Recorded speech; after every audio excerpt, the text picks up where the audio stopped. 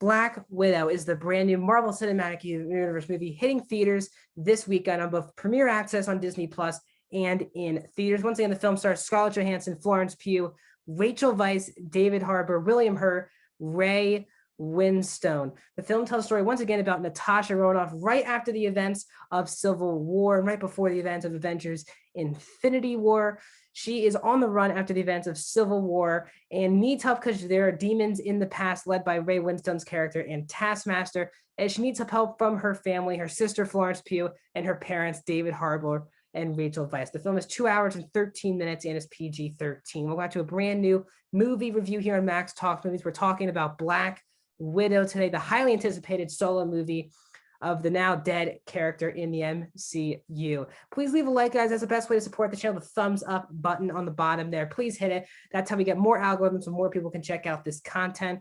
Also, please subscribe and ring the bell if you're new to the channel to movie reviews like these, TV show reviews, movie rankings, and a box office breakdown show. I also have more Marvel rankings coming out possibly very, very soon. Also, please comment down below your thoughts on Black Widow. If you have seen Black Widow, first of all, tell me if you see it on Disney Plus or on the big screen in theaters. And where's your rank for you in the MCU? If you haven't seen it, tell me, are you excited for the film and when are you going to see it? And are you going to see it on Disney Plus or in theaters? Let's start talking about Black Widow. So I was pumped for this movie. As you know, on this channel, since the very beginning of the channel, I've been talking about the MCU. I've done my MCU ranking. I have done spoiler reviews every single week of the shows of all Loki, Falcon and Winter Soldier, WandaVision. So I'm just pumped.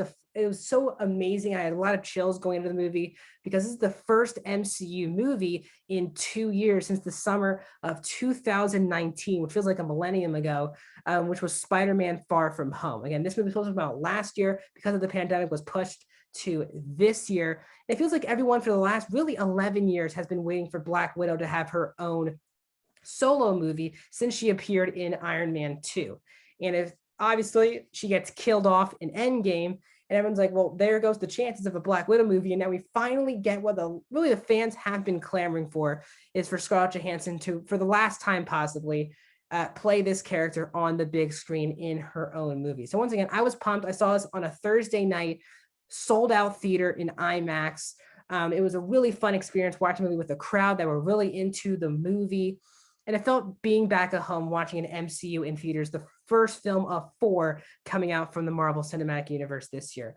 So let's talk about my positives with the film. Hands down, the best part of this entire movie, not even with the question for me, is Florence Pugh's Yelena Belova character. She is by far the best part of the entire movie, and she really, sadly to say, is probably the only character with a real emotional arc in the entire film. I found caring for her character more than any other character, and that is including Black Widow. Florence Pugh is an actress who's one of my favorite actors working today. Started with Fighting With My Family when she played wrestler Paige, who, again, I knew, a big wrestling fan, loved her. Then Midsommar, really stuck it up, and then got that Oscar nomination for an amazing performance in Little Women. And I'm so happy for people who maybe haven't seen those films. Those are pretty small films, who haven't seen her on this big of a stage. She is easily the best part of this entire film. She's really great chemistry with all the actors, especially her banter. Just seems talking of Scarlett Johansson are really awesome. She's a badass. She's easily one of the funnier aspects of the entire film. And it says she has the only arc that I really gravitated to in the entire film.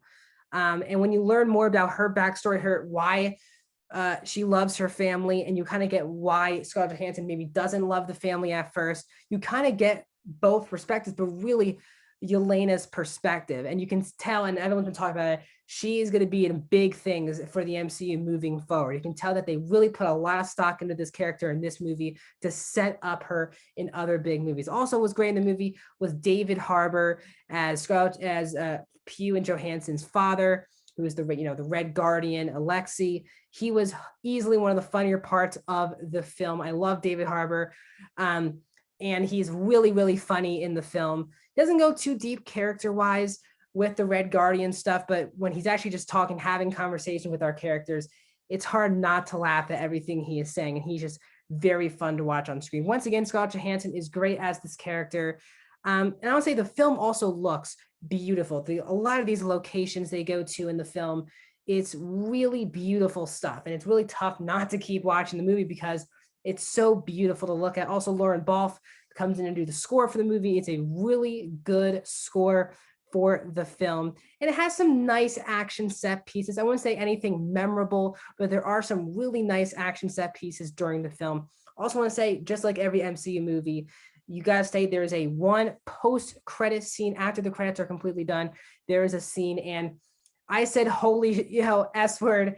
And a lot of the people in my theater said that's, you got to stay for that end credit scenes. My favorite end credit scenes from the MCU in the last couple of years. It's a really great MCU end credit scene, which literally left my jaw dropped. My jaw dropped to the ground when I saw this end credit scene and what it possibly sets up for future installments. So that got me really excited as well. So one of the best end credit scenes. Florence Pugh and David Harbour are gigantic standouts. Of course, Weisz and Johansson are also solid in their roles. Johansson is, again, perfect as this character. The world building is really good in the movie, and in the film does look beautiful. But let's move on, guys, to some negatives. And for me, I felt a bit disappointed with not just the movie for me, but it was really the character of Black Widow. And this is probably the last time we're going to see Black Widow. And a lot of people are bringing this up. This was a pretty disappointing send-off. If this is the last time Scarlett Johansson gets to play this character, it is a pretty disappointing send-off for the character because it doesn't feel like this movie adds anything to the character that will give you any more attachment when you rewatch these other movies. It was a bit of a disappointment. You kind of knew the Red Room stuff back even from the first Avengers movie. But other than this family that she, again, for right reasons, was not talking about with the Avengers, they don't really add that much to her story. She's kind of just there and she gets kind of thrown into the situation. And she isn't the most compelling character in the entire movie. As I said, Yelena, Florence Pugh, is easily the most compelling character in the entire movie. And she completely outshines Black Widow in the movie. And for me, I just wish there was more emotion. I didn't really feel any emotion to Black Widow at all in the movie. And because she gets killed off in Endgame, it takes away a lot of the stakes in the third act of the movie. Now, I didn't really care about that. It's a prequel. You know that stakes are not going to be here as much because characters are going to survive or die in this movie because of where they show up in later films. But you can also at times feel that this film just came out too late. The fact that we're trying to go back and do a prequel movie in between Civil War and Infinity War, they should have done this movie a long time ago. And there was no reason why they never did a Black Widow movie in the timeline order. It just took too long for this film to come out too, in my opinion. And also, it might be one of the worst aspects, maybe the worst aspect of the entire film. For me, why story is the villains. These are easily one of the two forgettable and disappointing villains of the entire MCU. Ray Winstone plays a villain you've seen in a bunch of spy films. And whenever he's on screen, he's just giving exposition of what his villainous plan is. Other than that, he's not that threatening as a villain at all. And easily, and a lot of people are talking about this, easily one of the most disappointing aspects of the film is Taskmaster. I was so pumped to see Taskmaster in the film. And the first couple scenes are really great with Taskmaster. The idea of his character can mimic all the Avengers moves, and that's how Taskmaster can fight with everyone because he's studied all these Avengers moves, including Black Widow, and he just equips himself with combined Avengers stuff. And you're kind of like, this is going to be one of the better MCU villains. And as the movie comes on, he really is a sub-villain. And then you realize who the person behind the mask is, and you're like, that was kind of ridiculous. And that's what I kind of felt with the villains in the movie.